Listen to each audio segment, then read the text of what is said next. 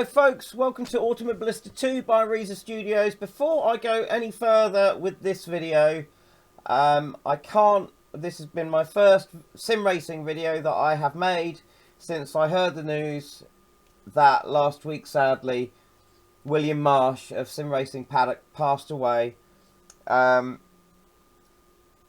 you don't know who William was, he had a channel, Sim Racing Paddock, all about sim racing. I got to know him way back when he was with Inside Sim Racing. I got to know his stuff, and his stuff was just awesome. Now, I have to mention it because I didn't know the guy personally, but from the sim racers and content creators and people who did know him, evidently he was the best friend a guy could ever hope to have. And I just wanted to, it's not my place to say anything, but I just wanted to say your work was fantastic. If you want to, I just want to let the guy speak for himself. If you want to know who William Marsh was, and to your friends and family, I'm so sorry. If you want to know who he was, I'll leave a link down at the bottom of this video to one of the best videos I ever saw him do, which was R Factor 2 2021, the State of the Sim, which I believe he did in January of this year. It was absolutely brilliant. R Factor 2 is one of my favourite sims. I've followed it since way back when and before, and if anyone wanted to do a television documentary about sim racing, they'd have to reference your video. You had a lot of soul, mate, and I hope that you are somewhere up there racing in the big sim rig in the sky. So go and check out his work. He was awesome. I'll let the man speak for himself. Race in peace, mate. Race in peace. So William Marsh loved sim racing, and so let's try and do a video that make him proud. So we're back in Automobilista 2, and it's recently, whilst I forget to put my screen up there, we've recently had an update, the anniversary update for Automobilista 2. This sim has come such a long way in the last year. The rate of pace of this sim growing and improving has been absolutely amazing. As I said to someone in a conversation on their Facebook group the other day, if they'd have been in charge of that ship that blocked the Suez Canal, the container ship, someone would have been watching it about to block the canal and hit the bank and be going, I think that's going to block the bank. And Reese would have, if they would have been in charge, they would have just been, they'd have just turned around and said, no, it won't, we solved it. When? It hasn't happened yet. Yesterday. It's just fantastic what they've done. So there's updates to the sim, there's updates to limited slip differential cars, all sorts of stuff. But at the moment, I just want to focus on what they've given us here. And once again, for free, they've given us two new free cars. And those are two 1970s, late 1970s F1 cars from the period of time when we had the phenomenon known as ground effects. And what that was when it was when F1 took a huge leap in aerodynamics. Basically, you can see on this car, it has skirts on either side that come all the way down to the floor. And basically two, like Venturi tunnels that go through the car. They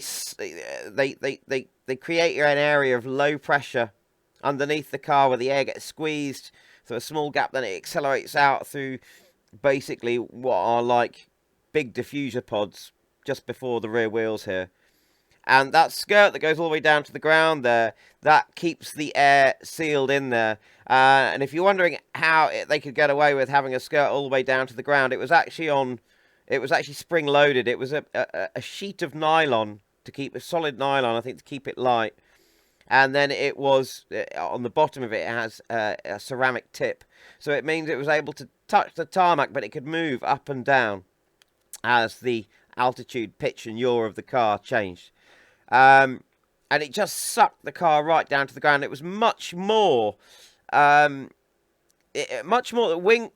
on a car, obviously, you know, they create a lot of downforce, but they also create a lot of drag because of what happens to the air after it passes over the wings. With this system, it would let the air expand again, and it would, as it came out of the back, it would cause a lot less drag. So, as well as having massive cornering speeds, these cars also had very high top speeds. Playing with the gearing a little bit on this car, I've managed to get it above 200 miles an hour on the straight at the tourist version of Nuremberg, the Nürburgring. It's a phenomenal car. So it's come with this car as well, which is a generic Formula Retro generic car. But as you can see, both cars are exactly the same horsepower. They're very well matched. Same weight. Same 5-speed H-pattern gearbox. And they are just fantastic. So, this car was famously driven by Mario Andretti and Ronnie Peterson. And Ronnie actually won the Austrian Grand Prix at Spielberg. And we just so happen to have in the sim Spielberg Historic 1977. And I've been really getting to know this car over the past day or two. So much so that I can't actually believe I'm saying this because it's the first time it's ever happened to me. But I've been practicing with it so much that for about at least half an hour today, I think it was half an hour, nearly an hour, I held the world record with a 132.699 around this track with my own custom setup. And I just jumped in just before I made this video and found that someone called Ref35 has smashed it. I knew it wasn't going to last long, and I know a guy called Nemesis69 is going to come along and smash that by probably several seconds with a default setup that, you know, he won't even have to do anything with the car. But anyway, let's see what this car is all about. So what I've set up for us here is a little qualifying session and then a short race. That's 15 minutes. Let's make that 10 minutes and save that to get to know this car. Now, one thing, at this track, you can only have up to 16 opponents, not the usual 31. I didn't realise that about this track, and it's been great getting to know this old version of the track as well. Perfect excuse, this car, to get to know it. Also, I've got my aggression at 70, but the skill, opponent skill, is all the way up at 120 because it's a brand new car, so it will probably get some revisions, and there have been AI updates to the game, but I think the AI for this car will need a calibration pass because they're a bit slow. Having said that, now I'm probably going to well, I'm all right when I'm not driving and talking, but I'm talking, so my skill will be diminished. But I can happily sit at the front of the pack for a 15-minute race with this car at that level. And I shouldn't be able to do that because, well, I'm no alien. Anyway, so this car just blew away the competition. In the Austrian Grand Prix, it was Peterson who won it. Andretti, they both qualified. It was a 1-2 qualify. Unfortunately, though, Andretti crashed out before the race was restarted, having a collision with a fellow called Carlos. I think Andretti won 4 times in this car. I could be wrong on that, but I think it was about 4 times. I'll just let you know the default setup. The car, until that aero kicks in, it's a little bit understeery. The aero is amazing. Well, I'll talk about that when we get in the car. I'll just show you what I've done just to counter some of the low-speed understeer. Basically, and you're probably going to think I'm crazy, because this is such an unbalanced way to set up a diff. I've got my power really locked up, right down at 25 degrees, so it's really, really locked. So I can really power it out of the corners, but the coast ramp is pretty open. It's as open, not quite as open as it'll go, but 80 degrees. So when I come off the power, I can just use that unlocked rear end, let that roll round, and I've lowered the preload down from the default of 20 to 10, and you probably think that's a bit dangerous and a bit unstable in a car like this. Well, it seems to be working out for me, and at high speed I've counteracted that instability by giving it a little bit more downforce on the rear end, taking it up from the default of 5 to 8. Not that you need much extra downforce in this car. And I've given the front end one more click, so default's 2, I've taken it to 3. Because this course is full of long corners, so you do want that downforce. It's useful to have it. You're cornering quite a lot of the time on this track, and you're carrying speed into corners. There are corners you're not braking for, you're just lifting off and then hitting the throttle again. Also on the gearing, I've this car with the screaming Cosworth V8, it's got more to give when you get to the end of 5th gear, so I've extended that a bit to take the top speed up, as I'm hitting about 182 at the end of one of the longest straights, Valvoline straight, I think, and it's got more to give, so I've given it a bit more in 5th gear and also a little bit more in 2nd, specifically to get out of Hella Chicane. And I've also softened the front a little bit on my rebounds and bumps and tightened it a little bit on the back. Anyway, let's just get to know this car. Oh, also I've taken the default brake bias, which is about, I think, 57 to the front. I've taken something like that. I've taken it down to 50-50, so I can just use a little bit of the trail braking on this car. Right. Here we are, and this thing's just immense. I've got my H-pattern shifter. Now, one of the things in this car, the mirrors, you kind of, they're partly obscured. You kind of have to sit back. And also, when you're not in VR, they do have a habit of pointing a little bit too much towards the sky rather than the track. So, could do with being looked at. Also, I've noticed that the shift light in the car here doesn't work. So, obviously, there's a couple of things with it, but I mean, it's just fantastic. You can see the huge side pods down here. Anyway, let's get our pit speed limiter on and leave the pits. By the way, I've also, the qualifying setup I used, I closed the vents right up on the brakes and on the radiator, and I'm still running with that now. Because even over a 15-minute race, it doesn't overheat. You do get quite a bit of brake fade, though. But I've left them closed just because it's such a short race. But Mario Andretti apparently did express concerns about the brakes in this car overheating. Also, the exhaust would overheat. So it wasn't without its problems, but it was, they gave Ferrari a lot to worry about. So here we go. Obviously that first chicane there is very tight, but with the changes I've made to the car, I get through there pretty good now. I'm on cold tyres, so I want to take it easy, let those warm up for this first lap. But immediately, I'm feeling that downforce. You feel the steering goes from fairly light at a standstill to, you can feel the weight on it. As we come down here to the Bosch curve, you're reaching about 185 there in this car. But the cornering speed, just look at that. It's immense, absolutely immense. And it roars as well.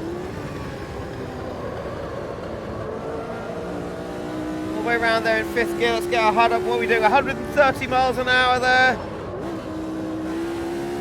100 miles an hour there, and we're not even on warmed up tyres yet. It's just phenomenal, absolutely phenomenal. Down to 4th here. You can, if you get it sort of balanced just right, you can can let the back end, it will let the back end slide a little bit. But there is a point at which if you get the angle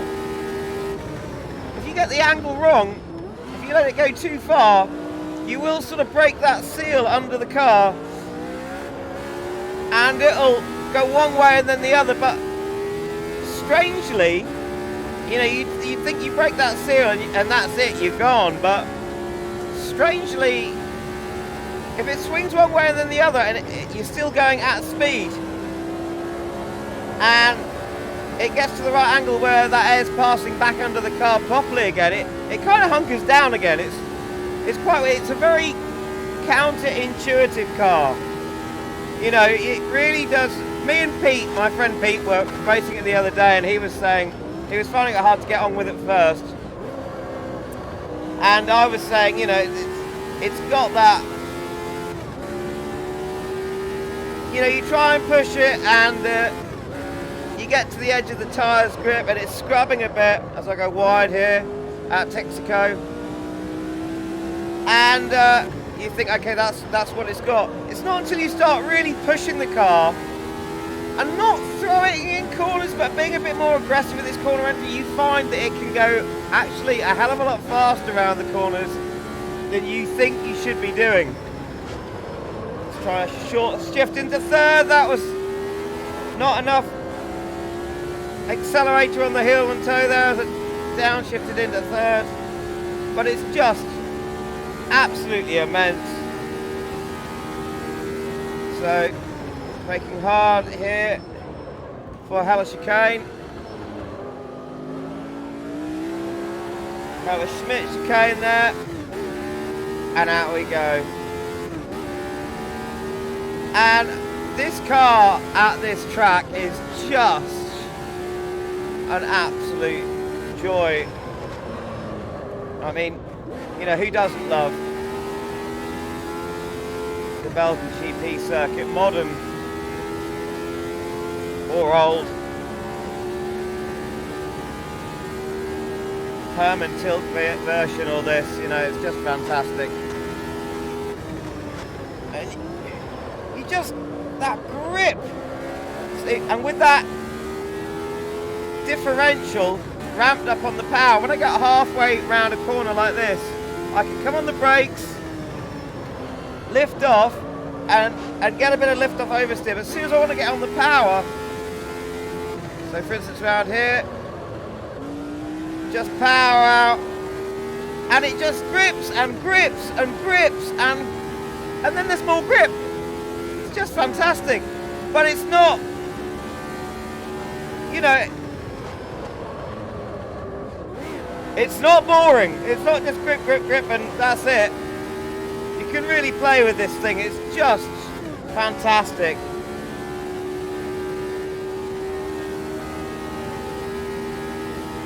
I'm not really, got a bit too, see, if you slow down a bit too much, if you can try and keep as much speed through there as possible, go sort of almost fast, and you think you stay in that area above 60 miles an hour, and that aerodynamics helps you through. But if you let it get too slow, the aerodynamics aren't working quite as much, and then it gets a little bit either understeery or oversteery, and it's got quite a bit of both, to be honest. It's just absolutely phenomenal to drive. So now, earlier on, I was qualifying in first here with the AI at this level. I'm not going to be able to do that now because I'm chatting away and I'm aware that I'm on screen.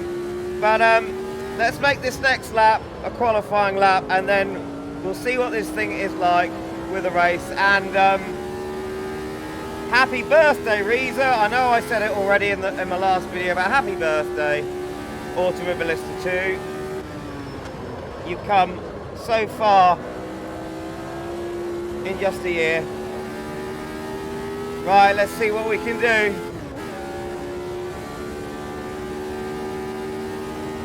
The car comes out of the pits there. 100 footboard on the brakes. Could have braked a little bit later. Oh, those curbs are not your friends. You don't really want to be up on those. Power it out. Don't end up on the grass. Down to this amazing mountain of fir trees. Fourth gear. Keep the power on, stay on the grippy stuff. You can really feel the areas of grip on the track as well. You know, the live track technology seems to be working pretty well. As we come down to Bosch. Hard on the brakes. Oh, a little bit sideways.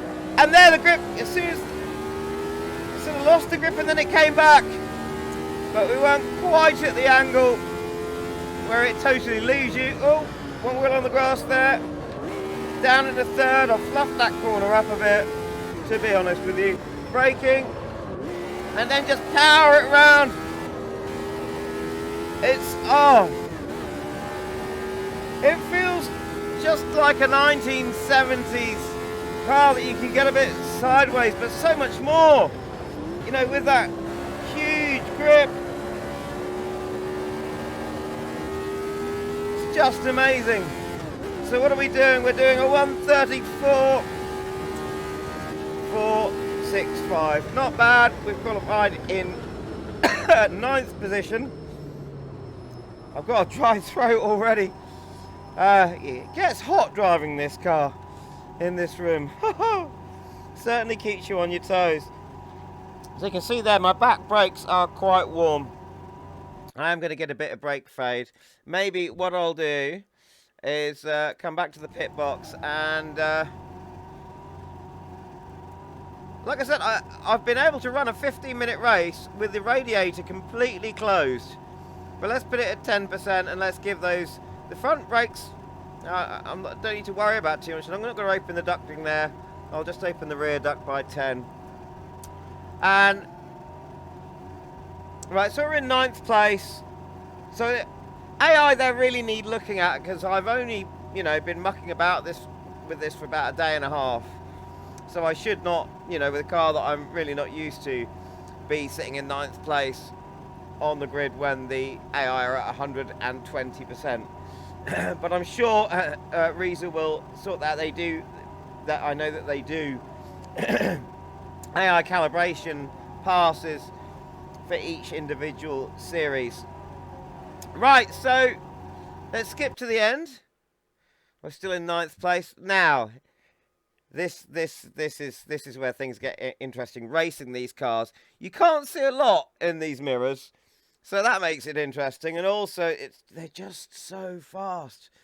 So let's continue on to the race, and let's see how much fuel have we got. 9 laps. Oh yes, when I qualified, I did only have 4 laps of fuel, so that will be contributing to me not getting a great qualifying time. Right, 10 minutes of this fantastic historic track in this fantastic historic car. Here we go. Let's get rid of the HUD. Into gear, and we are go. Little bit of wheel spin off the line there. Just kept it under control. We've got another Lotus beside us in that John Player special livery that it was famous for, and I've gone slightly wide already. Forgetting that the tyres may be a bit cool, although the tyres are pre-warmed for the races.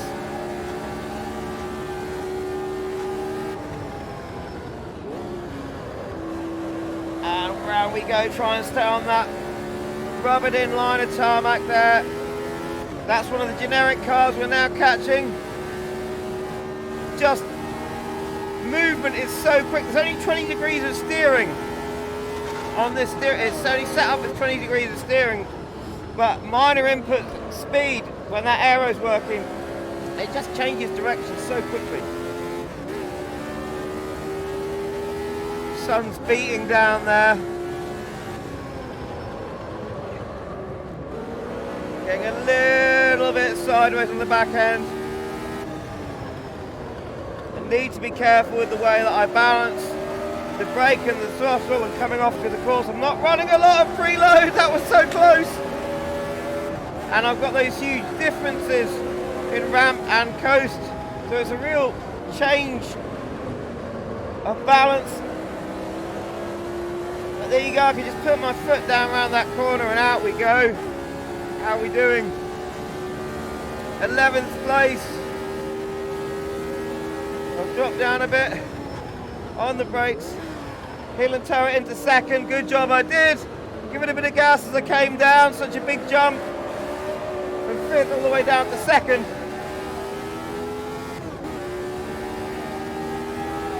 The joy of these cars. No sequential, so you can just short shift. And power it all the way up back to the Valvoline, straight down to Bosch in the slipstream.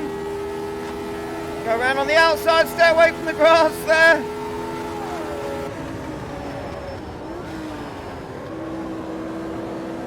Round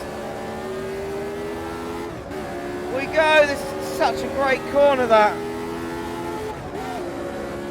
Down at the 4th. Oh, wheels just on the inside of the curve there.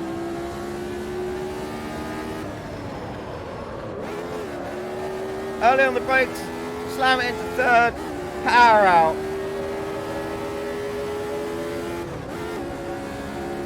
Sound of that Cosworth is, just a choir in your ears. Oh! I've got my downshifting wrong there again. Paying more attention to these beautiful sounds than I am my driving. It's like a choir in your ears of cylinders and pistons.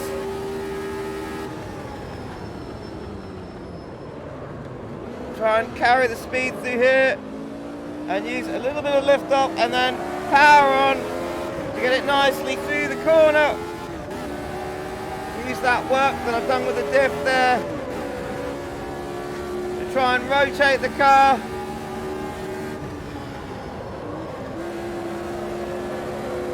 Up the hill.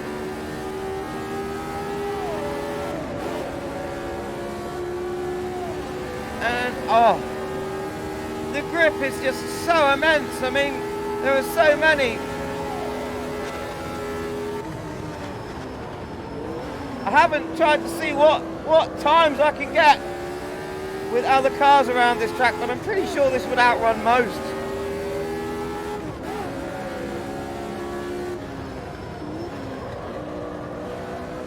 Round we go.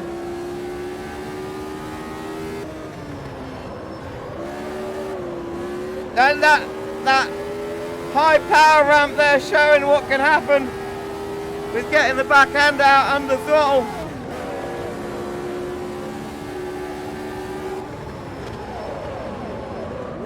And keep it in 4th all the way around here as we come onto the main straight. We've got a car having a look at the back end of us.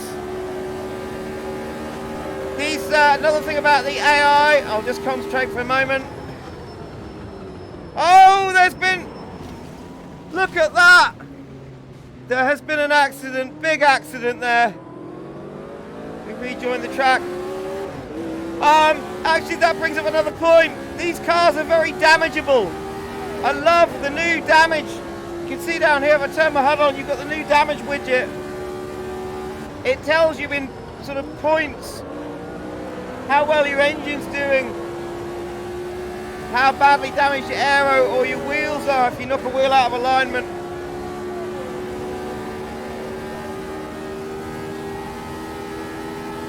And then there's your suspension as well.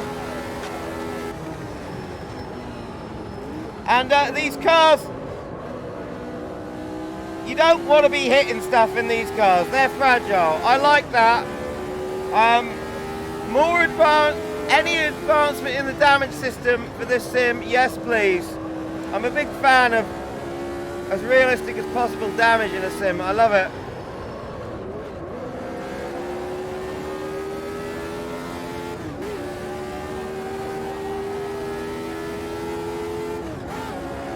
just the tyres are warmed up now, it's purring away. I don't think it would last a long race though with only 10% of the radiator open. We're at 170 miles an hour, going to be about 180. Just here as we brake hard. Wasn't really paying attention there, stay away from that curb. Power it out the back end.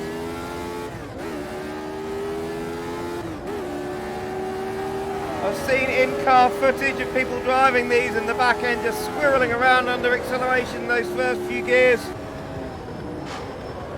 Oh, we just hit those, I don't know if they're ceramic or those white tiles on the inside, just unsettled the back end. But the AI don't seem to use their top speeds. I know that even though I've got my gearing, I've got longer gears on this car, I know the AI, after a certain percentage of skill, they start using their own setups. But even if I leave the gearing at default, for some reason on the straights here, I seem to be able to overtake all of them, generic cars and the 79s. I'm not sure what's up with that. But it's still not hindering me from having fun. But until the AI is looked at, because this is only after a day and a half practice, I think what I might have to do is run a live streamer server with this car, this track, because I'm plenty sure that there are many human sim racers out there who can give me a good run for my money. Like I said, Nemesis 69, well, he'll take my money and run. One of the fastest men in Automobilista 2.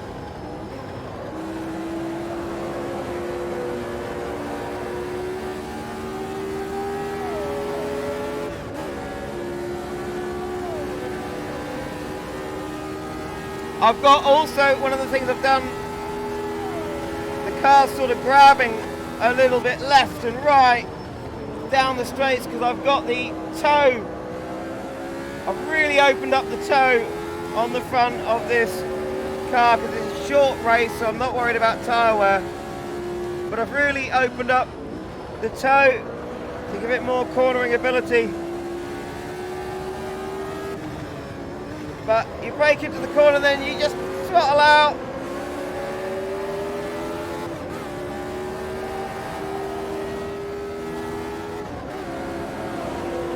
And it's just got you, it's just immense. I am absolutely loving this car. Hard on the throttle, all the way round there, up into fifth. And that's our time down at 0, so this should be the last lap. Brakes fading a little bit there. How quickly 10 laps is over in a car like this. You can see there my brakes there are in the yellow on the HUD. They are getting warm.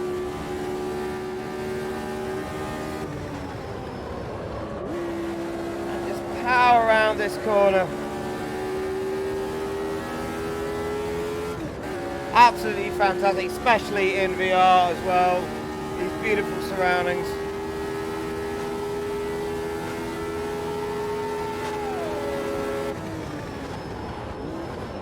Oh, I just completely got that wrong, downshifted into third when I meant to go for fourth. Nearly completely lost the back end.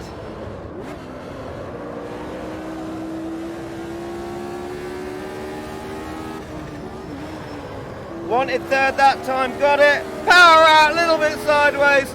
Not too much of an angle though to upset that air under the car. Now, obviously I've never driven one of these, so I don't know what it was really like, but for an experience in a sim, this is fantastic. As we finish in 7th place,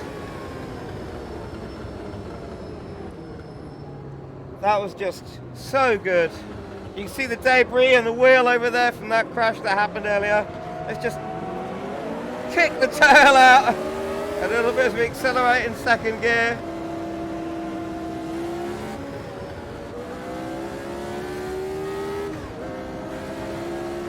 Absolutely phenomenal car. And I just love this track.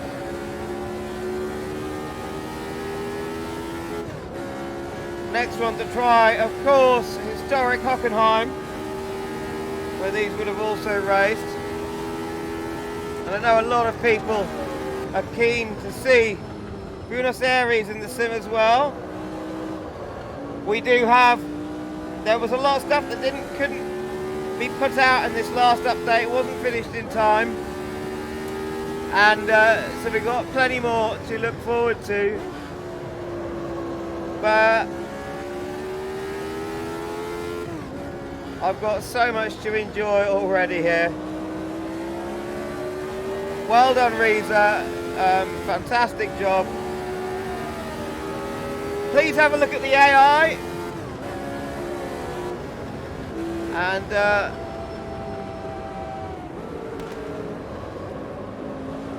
also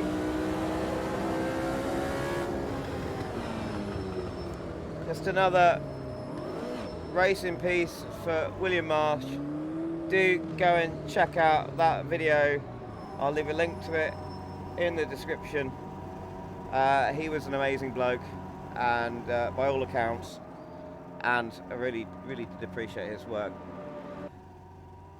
So there you go. All the best. All the best.